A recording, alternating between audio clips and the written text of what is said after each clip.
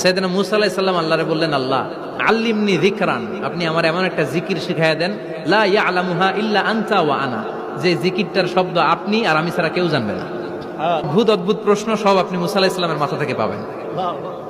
Very curiosity ছিল ওনার, বিভিন্ন বিষয়ে আল্লাহরে প্রশ্ন করতেন। আল্লাহরে বললেন, আল্লাহ আল্লিমনি কালিমাতান, আল্লিমনি যিকরান লা ইয়ালামুহা ইল্লা আনতা ওয়া আনা, ও আল্লাহ এমন একটা জিকির আমারে শিখান, দিনে রাতে সব সময় এই জিকির আমি করব, আপনারে ডাকবো, কিন্তু শর্ত হলো এই জিকিরটা জানবে শুধু আপনি আর জানবো শুধু আমি, কেউ জানবে। আল্লাহ বললেন, মুসা পড়ো লা ইলাহা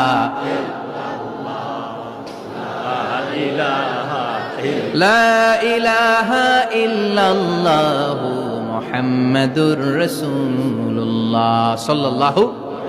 আল্লাহ বললেন, মুসা পড়ো লা ইলাহা ইল্লাল্লাহ। মুসা আলাইহিস সালাম কয়, মাবুদ